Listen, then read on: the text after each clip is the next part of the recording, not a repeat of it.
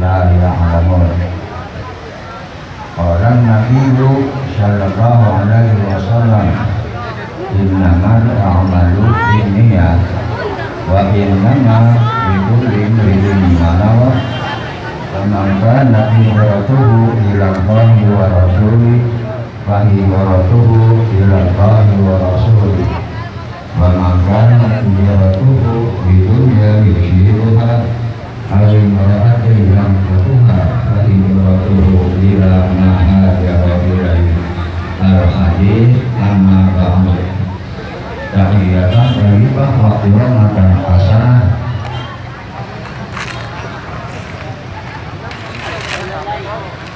Al-Mukarram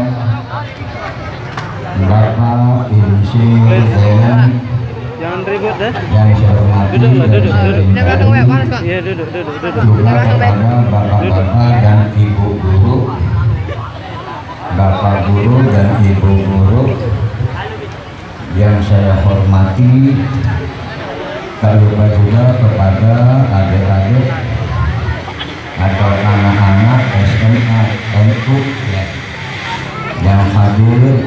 Insya Allah kita semuanya mendapat taufik hidayah dan maghfirah dari Allah Subhanahu wa Ta'ala yang saya hormati dan saya cintai.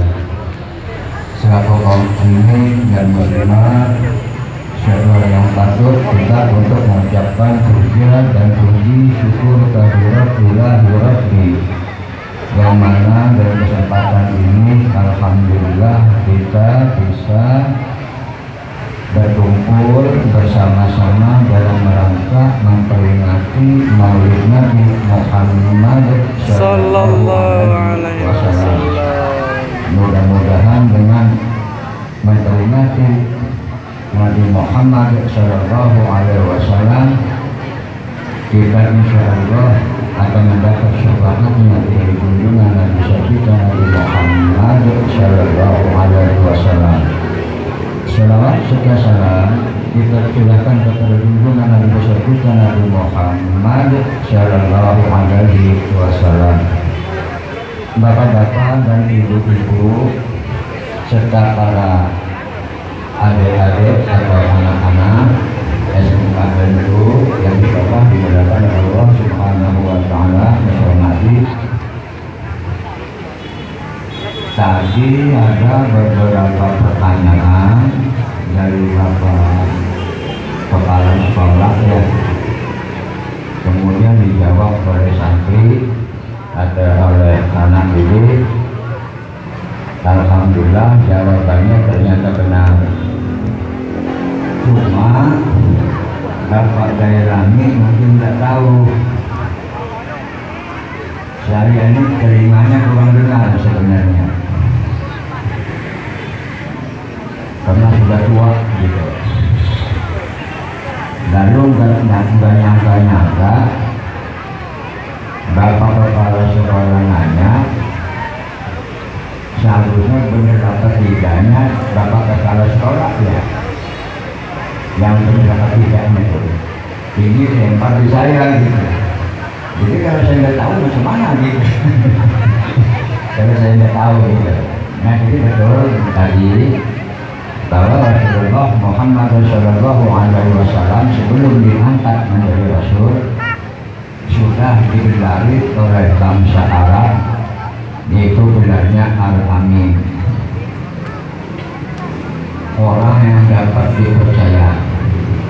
Saking dapat dipercaya, orang-orang kafir Quraisy pada waktu itu banyak yang menitipkan barang-barangnya, juga berupa duit, siap diambil kapan saja, siang atau malam. Itulah hebatnya jujurnya Nabi Muhammad sallallahu alaihi wasallam. Lalu pada saat Ka'bah lepas atau Hajar Aswad lepas dari Ka'bah, Hajar Aswad itu masih batu hitam yang nempel di sudut Ka'bah. Dulunya putih, itu batu dari surga. Karena dia kong tawak nyium terus, dia kong tawak nyium, batu putih tadi sekarang menjadi hitam karena itu nyedoti dosa. Jadi kalau ibu umpamanya pergi haji, bapak pergi haji, itu kalau bisa nyium hajar aswad, dosa kitanya kesedot ke situ, dulu putih hajar aswad itu.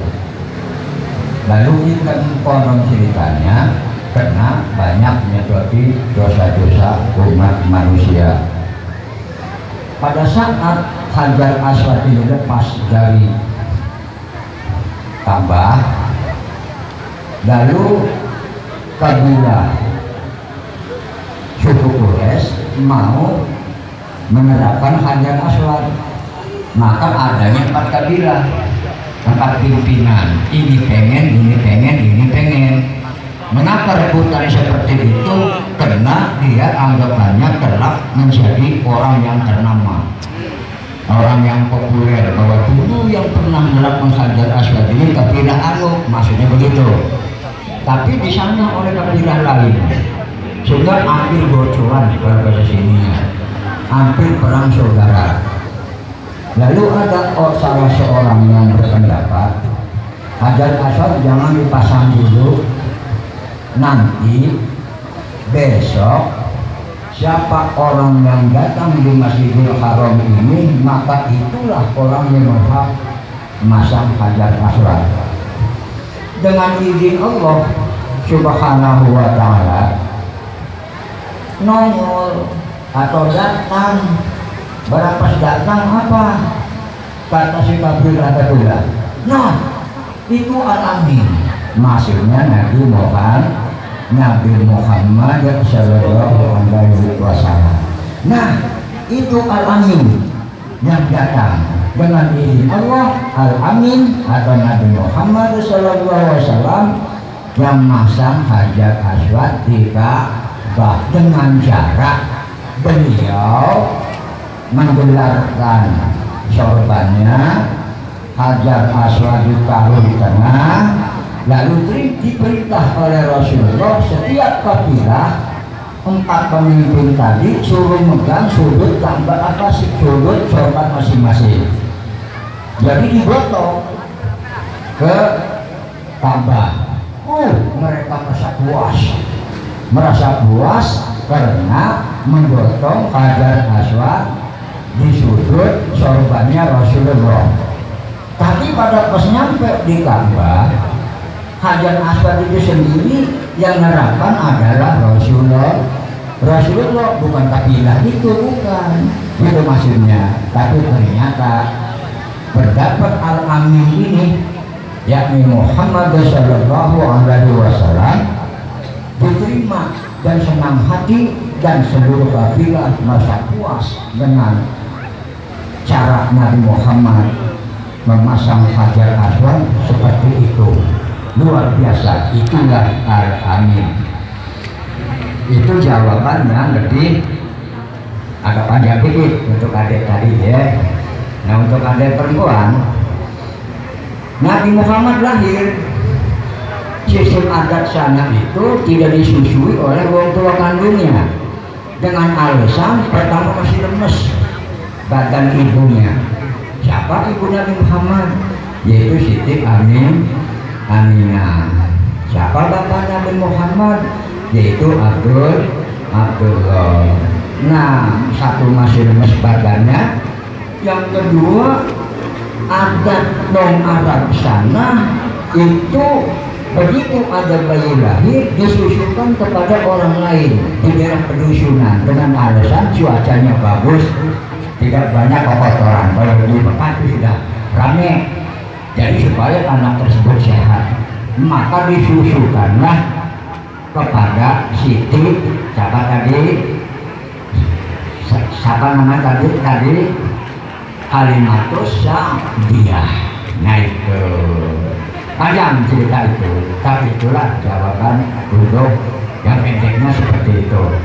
Nah, bapak-bapak dan ibu serta anak-anakku sekalian,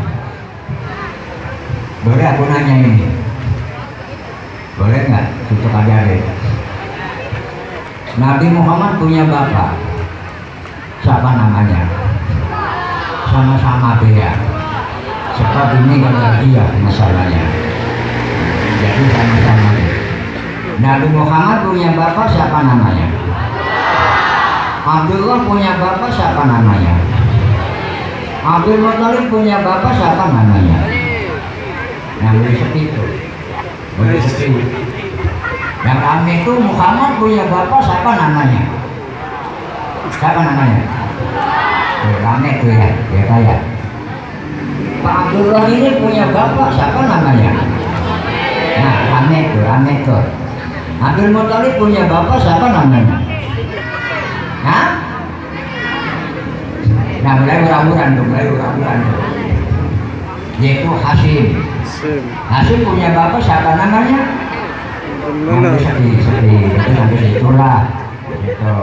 Jadi silsilah Rasulullah itu Muhammad bin Abdullah bin Abdul Muthalib bin Hashim bin Abdul Manaf bin Qusay bin Kilab bin Mirah bin Ka'ab bin Khalid bin Fihar, atau Muhammad bin Abdullah bin Abdul Muthalib bin Hashim bin Manaf bin Qusay bin Kilab bin Mirah bin Ka'ab bin Khalid bin Fihar bin Malik bin Abdul bin Kinanah bin Huzaimah bin Mudrikah bin Ilyas bin Mudar bin Izar bin Ma'ad bin Adnan Adnan bin Ad bin Adad bin Syam bin Hamad bin Fidar bin Banat bin Idar bin Ismail bin Ibrahim.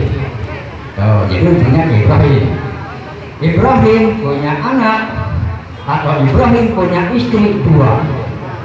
Jadi Nabi yang punya istri dua pada saat itu hanya Nabi Ibrahim. Jadi Nabi Ibrahim punya istrinya dua. Satu namanya Siti Sarah, yang kedua Siti Hajar. Karena Siti Sarah ini umurnya sudah tua, belum dipenuhi anak oleh Allah Subhanahu wa Ta'ala, maka Siti Sarah nyuruh kepada Nabi Ibrahim supaya kawin maning, gitu. Supaya kawin maning, kawin maning, supaya nikah lagi. Lalu sama-sama boleh nikah lagi dengan syarat persetujuan Siti Hajar, apa Siti Sarah. Boleh kawin lagi dengan syarat yaitu perempuan yang bakal dinikahi adalah Siti Hajar. Maka dinikahi. Ringkas cerita, pas Siti Hajar punya anak namanya Ismail, namanya Ismail. Lalu Siti Hajar pun mengandung juga punya anak namanya Ishak. Jadi Ishak dan Ismail ini satu ayah tapi lain ibu. Ishak keturun punya anak namanya Yakub. Yakub ini disebut Israel, maka keturunan Nabi Yakub disebut Bani Israel atau bangsa Israel. Itu dari Yakub yang adanya di sana di Bani Israel. Sedangkan Siti Hajar punya anak Ismail. Ismail ini keturunannya disebut Bani Ismail. Dari Bani Ismail berkembang menjadi Bani Quraisy. Dari Bani Quraisy ini berkembang menjadi Bani Hashim. Hashim punya anak namanya Abdul Muthalib. Abdul Muthalib dinikahkan oleh Hashim dengan seorang gadis. Maka seorang bangsawan namanya Siti Aminah, namanya Siti Fatimah binti Amir al-Maksumi. Maka dari perkawinan Abdul Muthalib ini lahirlah beberapa anak. Satu namanya Abu Lahab. Siapa deh anaknya? Abu Lahab. Yang kedua punya anak Abdul Muthalib ini, satu Abu Lahab, yang kedua Abu Thalib. Si Abdul Muthalib tadi itu punya anak, satu Abu Lahab, dua Abu Thalib, tiga Abdullah, empat Abbas, lima Sofiyah, enam Hamzah. Sayyidina Hamzah yang gugur dalam peperangan Uhud, di sana mati syahid. Itu paman Rasulullah Muhammad Sallallahu Alaihi Wasallam. Abdullah anaknya Abdul Muthalib ini nikah dengan Siti Aminah. Siti Aminah ngandung. Pas ngandung, si bapaknya ini atau si suaminya yang namanya Abdullah itu berniaga ke negeri Yathrib pada saat itu. Sekarang disebut Madinatul Munawwarah setelah Rasulullah hijrah dari Mekah ke Madinah. Dari Yathrib itulah selama 1 bulan mau pulang Abdullah sakit. Pas sakit wafatlah di Yathrib sana atau istilah sekarang Madinah. Pada saat itu Rasulullah berumur 5 bulan dalam kandungan ibunya, yaitu Siti Aminah. Nah itu. Lalu setelah Rasulullah lahir, ringkas cerita disusui kepada oleh Siti Halimatus Sa'diyah tadi umur 6 tahun, ringkas ceritanya tuh. Umur 6 tahun dibawa ziarah oleh ibunya Siti Aminah ke Madinah. Sudah ziarah mau pulang ke Mekah, ternyata Siti Aminah sakit dalam perjalanan, yaitu di negeri atau di daerah Abwa namanya. Pas di daerah Abwa itulah Siti Aminah sakit dan wafat di sana. Jadi Rasulullah pulang ke Mekah bersama Ummu Aiman namanya.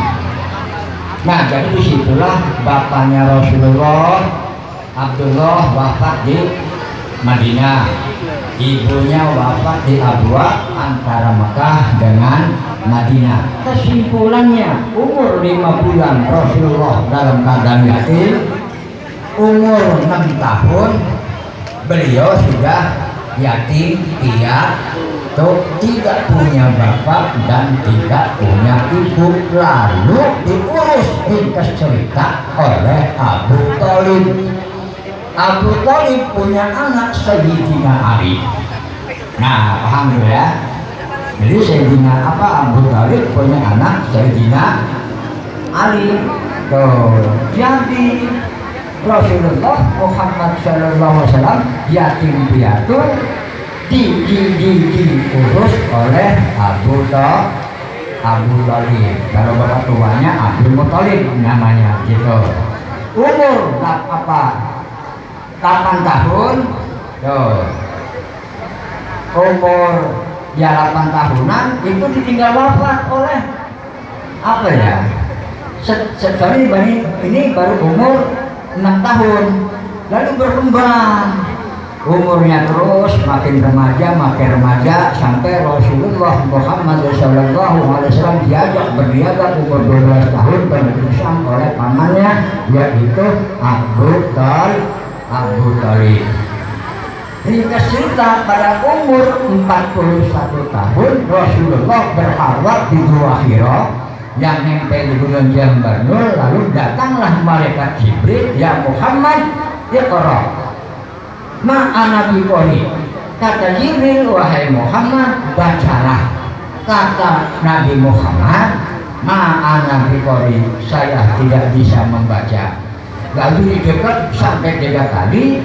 Lalu Rasulullah sampai bisa membaca, yaitu iqra bismi rabbikal ladzi khalaq khalaqal insana min 'alaq iqra wa rabbukal akramul ladzi 'allama bil qalam 'allamal insana ma lam ya'lam. Itu adik-adik yang saya hormati, ringkas cerita sebelum Rasulullah itu lahir, Atau meskipun Rasulullah itu lahirnya di negeri Mekah atau Arab, tetap ajaran Rasulullah itu risalahnya bukan terbatas untuk orang Arab saja, yaitu untuk seluruh alam semesta. Maka dijelaskan oleh Allah Subhanahu wa taala, wa ma arsalnaka illa rahmatal lil alamin. Tidak kami utus engkau wahai Muhammad, kata Allah, kecuali untuk membawa rahmat untuk seluruh alam. Orang Arab meskipun kenal dengan Rasulullah, meskipun tetangga dengan Rasulullah, kalau dia itu sekedar kenal doang tapi tidak beriman, tetap kelak itu akan masuk neraka. Contoh Abu Lahab, Abu Jahal. Abu Jahal ini tahu dengan Rasulullah, tapi tahu dan kenal, tapi tahu dan kenalnya sebatas lahiriah. Maksudnya sebatas pandangan mata. Jadi mata kenal, mata hati tidak kenal. Abu Jahal itu kenal dengan Rasulullah matanya, tapi mata hatinya tidak kenal dengan Rasulullah Muhammad sallallahu alaihi wasallam. Makanya Abu Lahab atau Abu Jahal kenal dengan Rasulullah, karena tidak kenal hatinya dengan Rasulullah, maka Abu Jahal memandang Rasulullah itu seorang yang yatim piatu, seorang yang miskin, seorang yang hina seolah-olah. Lalu tidak percaya Abu Jahal ini bahwa Muhammad bin Abdullah itu adalah seorang nabi. Maka dia mengingkari kenabian Rasulullah Muhammad sallallahu alaihi wasallam. Oleh karena itu, meskipun beliau Abu Jahal ini kenal dengan Rasulullah, kenal setetangga dengan Rasulullah, karena hatinya tidak kenal dengan nabinya Rasulullah Muhammad SAW, tetap dia digolongkan orang yang ingkar kepada Allah dan Rasulnya, yakni orang kafir. Nah, kita ini pernah melihat Rasulullah? Tidak ya. Rasulullah itu wong mana? Wong Mekah atau wong Arab? Kita tidak kenal. Kok tidak kenal tapi kita bisa peringati. Meskipun tidak kenal mata kita, tapi hati kita kan kenal. Lewat siapa kenalnya? Yaitu lewat warasatul anbiya, lewat para pewaris para nabi, yaitu para alim ulama. Andai kata kita tidak kenal dengan Rasulullah Muhammad SAW, mungkin kita tidak sholat, mungkin kita tidak pernah melaksanakan ibadah puasa, mungkin kita tidak pernah melaksanakan ibadah zakat, mungkin kita tidak pernah melaksanakan ibadah haji sebagai rukun Islam. Ya, rukun Islam itu ada berapa? Ada 5 apa 6? Ada 5, itu ya.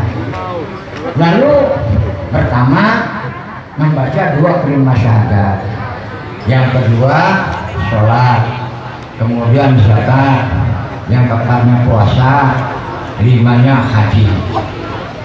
Haji ini disuruh oleh Allah, wa atimul hajja wal umrata lillah.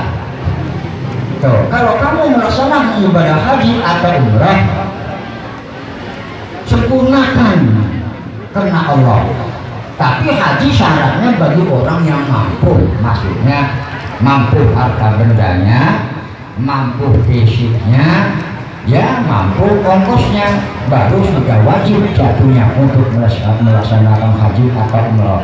Tiba-tiba si orang yang mampu tadi tidak melaksanakan haji, mati. Inna lillahi wa inna ilaihi raji'un. Orang kaya mati belum pergi haji, berarti di dalam kubur membawa rukun Islamnya berapa tuh? 4. Sholat, zakat, ya, baca rukun syahadat, sholat, zakat, puasa. Hajinya tidak, kena mati duluan. Tuh. Lalu zakat, wa'atu zakat. Tuh. Tiba-tiba orang yang mampu hartanya juga tidak mengeluarkan zakat, blak mati. Innalillahi wa inna ilaihi raji'un. Di alam kubur membawa rukun Islam cuma 3, yaitu rukun syahadat, sholat, dan puasa. Puasa dipanggil lagi oleh Allah Subhanahu wa Ta'ala, ya ayyuhalladzina amanu kutiba alaikumussyam kama kutiba alal ladzina min qablikum la'allakum tattaqun. Wahai orang-orang yang beriman, diwajibkan atas kamu berpuasa. Tuh. Agar kamu menjadi orang yang bertakwa. Tiba-tiba pada waktu bulan puasa dia tidak puasa. Habis lebaran modal, tahu modal. Habis lebaran mati. Innalillahi wa inna ilaihi raji'un. Jadi di alam kubur membawa rukun Islamnya cuma berapa itu? Tinggal 2 ya. Syahadat sama sholat. Tuh. Lalu kata Allah, akhirnya sholat, dirikan sholat, masih tidak mau sholat. Tuh. Blak mati. Innalillahi wa inna ilaihi raji'un. Berarti di alam kuburnya membawa rukun Islam cuma satu, yaitu 2 kalimat syahadat. 2 kalimat syahadat juga membacanya acak-acakan. Asyhadu alla ilaha illallah wa asyhadu anna Muhammadar Rasulullah. Jadi Allah lolo, Muhammadnya lolo. Asyhadu alla ilaha illallah wa asyhadu anna Muhammadar Rasulullah. Kan gitu.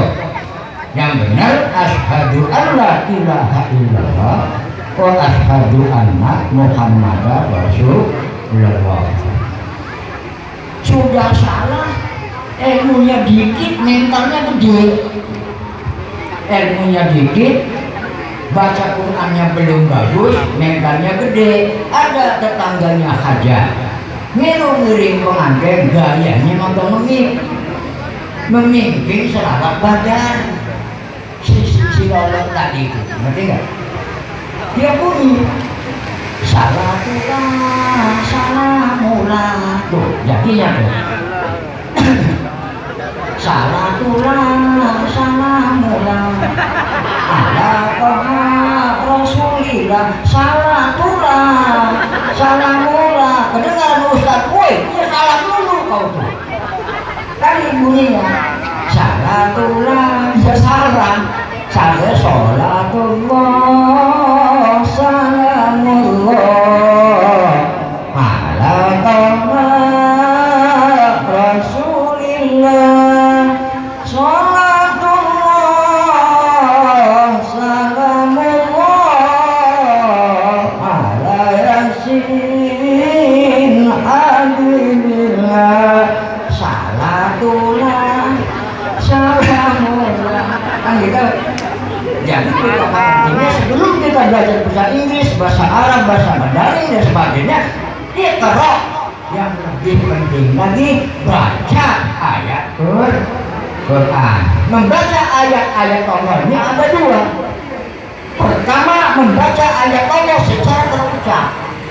Apa barangnya secara terucap? Yaitu maksudnya Al-Quran.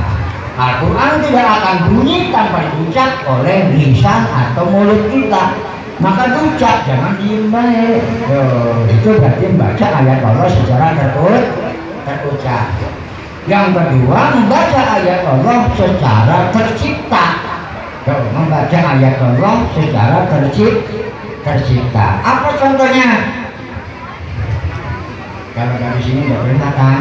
Tuh atlet yang di situ tuh. Lihat ke pucuk, ada ketul, ada langit, ada pohon. Itu pohon itu. Ada langit. Apa yang mau duduk itu? Adalah bumi. Siapa yang menciptakan khalaqas samawati wal ardh? Siapa yang menciptakan langit dan bumi? Jawabannya adalah Allah. Berarti bukti adanya Allah. Lihat saja langit dan bumi, berarti itu ciptaannya. Kalau ada langit dan bumi, siapa yang menciptakan kecuali Allah. Berarti bukti adanya Allah adalah langit dan bumi. Allahul ladzi khalaqas samawati wal ardha wa ma bainahuma. Bukti adanya Allah bukti adanya Allah adalah adanya langit dan bumi. Wa ma bainahuma, yaitu bukti adanya Allah antara langit dan bumi. Antara langit dan bumi yang banyak. Bil barri wal bahr, daratan dan lautan. Dek, tahu laut? Pernah menjilat air laut? Apa rasanya? Siapa yang beli garam? Laut. Nah, yaitu Allah. Laut Indonesia, laut Amerika, seluruh laut yang namanya air laut pasti asin. Pernah makan telur asin? Pernah? Tanya sama yang buat telur asin, Pak, berapa hari membuat telur asin? Direndam selama 3 hari katanya. Dicampur dengan ini macam lumpur, direndam sampai 3 hari atau 4 hari sehingga telur menjadi asin. Telur bisa asin karena direndam 3 hari. Pertanyaannya, pernah di rumah ibu dan bapak beli ikan mujahir atau ikan bandeng, kan begitu? Tentu kita pernah. Ikan bandeng mujahir itu hidupannya di ikan asin.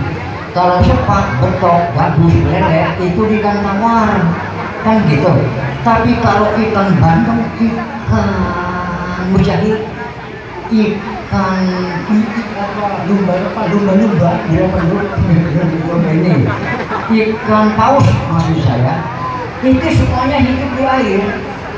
Tapi kalau mujahir ini dijaring lalu kena dimasak, ikan mujahir, ikan paus atau ikan bandeng yang kehidupannya selama-lamanya di air masuk ke darat dijilat, ternyata tidak asin. Luar biasa kekuasaan Allah. Ternyata tidak asin. Yang asin adalah air lautnya. Tapi ternyata ikannya tidak asin. Telur direndam 3 hari dengan air garam menjadi asin. Ikan bandeng, ikan mujahir, sejak dari telur sampai jadi ikan sampai gede kehidupannya di air asin, naik ke darat ternyata tidak asin. Siapakah yang membuat seperti itu? Jawabannya Allah Subhanahu wa ta'ala. Makanya sebelum Rasulullah Muhammad SAW lahir, orang kafir Quraisy menyembahnya kepada berhala, kepada berhala, memujanya kepada berhala, menyembahnya kepada berhala. Lalu Allah menurunkan ayat kepada Nabi Muhammad SAW. Wa in sa'altahum man khalaqas samawati wal arda wa sakhalas syamsa wal qamara la yaqulunna Allah wa anna yufakun. Kata Allah, wahai Muhammad, coba tanyakan kepada orang-orang yang menyembah berhala itu. siapa yang menciptakan langit dan bumi? La yaquluna Allah. Tuh. Siapa yang menciptakan langit dan bumi? Wa sakhkhara syamsa wal qamar. Dan siapa yang mengatur peredarannya, berjalannya matahari dengan bulan? La yaquluna Allah. Mereka menjawabnya pasti Allah. Katanya begitu. Si wong kafir tadi, wong Quraisy tadi, jawabannya Allah. La yaquluna Allah. Fa'anna yufakun. Kalau memang Allah yang menciptakan, kenapa kamu berpaling kepada Allah Subhanahu wa ta'ala? Jadi adik-adik, secara tauhid rububiyah dia mengakui ciptaan Allah, tapi secara tauhid uluhiyah tidak mau ibadah kepada Allah Subhanahu wa ta'ala. Adik-adik ya kita yang hadir ini insyaallah ngakui adanya Allah secara rububiyah, gitu. Secara uluhiyahnya kita juga beribadah karena Allah, yaitu sholat, zakat, puasa, haji, semuanya itu diarahkan untuk niat karena Allah Subhanahu wa ta'ala. Namun masalah niat ini adik-adik jangan sampai kesasar niat. Kata Imam Syafi'i, suatu ibadah tidak sah kalau niatnya salah. Kata Imam Hanafi, ibadah tidak sah kalau niatnya juga salah. Dengan dua orang ulama besar ini masalah niat ini, makanya niat harus hati-hati diluruskan, niatnya lillahi ta'ala.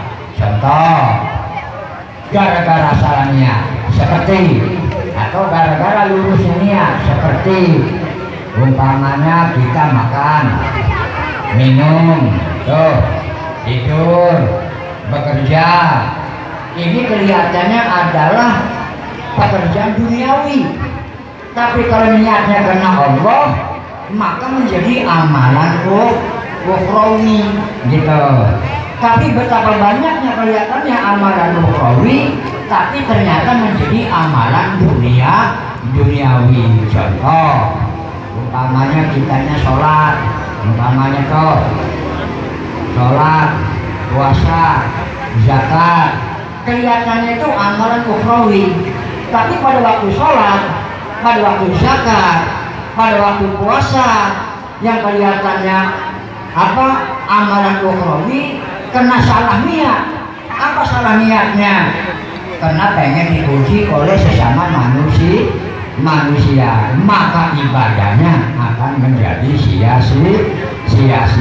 Jadi ibadah sekecil apapun niatkanlah karena Allah, memperingati Maulid Nabi Muhammad sallallahu alaihi wasallam, niatkanlah karena Allah.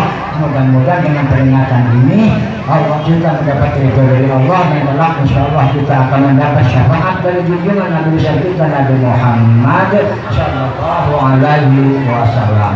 Nah, inilah adik-adik dan bapak-bapak dan ibu guru yang patut saya sampaikan, semoga ada manfaatnya bagi kita semuanya. Jadi kesimpulannya Bapak ya, sebelum Rasulullah dilahirkan, orang Arab pada disebut zaman jahiliyah, mereka itu disebut jahiliyah karena zaman kebodohan atau kegelapan. Kegelapan dari apa? Kegelapan dari akidah, sehingga menyembahnya bukan kepada Allah tapi menyembah kepada berhala. Yang kedua, mereka itu jauh dari rasa solidaritas sosial dan jauh dari pri kemanusiaan, sehingga barang siapa yang mempunyai anak lahir bayinya perempuan dibunuh atau dikubur secara hidup-hidupan, itulah orang jahiliyah sebelum Nabi Muhammad lahir. Tapi setelah Rasulullah itu lahir ke permukaan bumi, menyelamatkan penduduk bumi dari untuk Indonesianya, dari Sabang sampai Merauke, taruhlah untuk wilayah dunianya dari Mesir sampai Madrid, ternyata masih banyak orang yang tidak beriman kepada Rasulullah Muhammad sallallahu alaihi wasallam. Jadi percaya yang menciptakan langit dan bumi adalah Allah, tapi menyembahnya bukan kepada Allah. Sama sepertinya adik-adik, sekolahnya di sini di madrasah NU, dipinterkan oleh guru madrasah NU, tapi kamu terima kasihnya di madrasah lain. Itu kan di sini nggak nerima salah. Jadi Allah menciptakan hambanya bukan disembah, ngaku kepada Allah, tapi menyembahnya bukan kepada Allah Subhanahu wa Ta'ala. Jadi adik-adik, mari kita tingkatkan iman dan takwa kita kepada Allah. Mudah-mudahan kita tamatkan di SMA NU ini, mudah-mudahan menjadi anak yang soleh dan solehah, anak yang berbakti kepada kedua orang tuanya, anak yang nurut kepada bangsa agamanya, dan insya Allah Allah mendapat dari Allah selamat di dunia dan akhirat. Amin ya rabbal alamin. Kurang lebih sekian, terima kasih. Wassalamualaikum warahmatullahi wabarakatuh.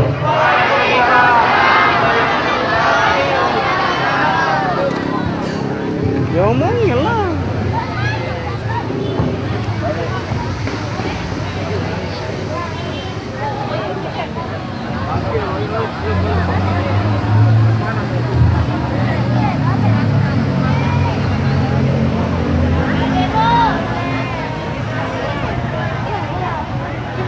Mana MC-nya nih?